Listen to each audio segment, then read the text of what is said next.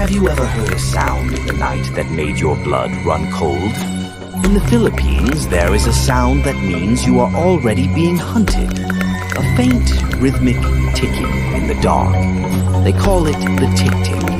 It is the scout, the herald of something worse.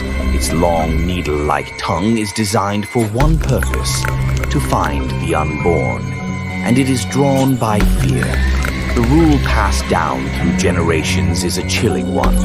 If the ticking is loud, the creature is far away. But if the ticking is soft, almost a whisper, it is already on your roof.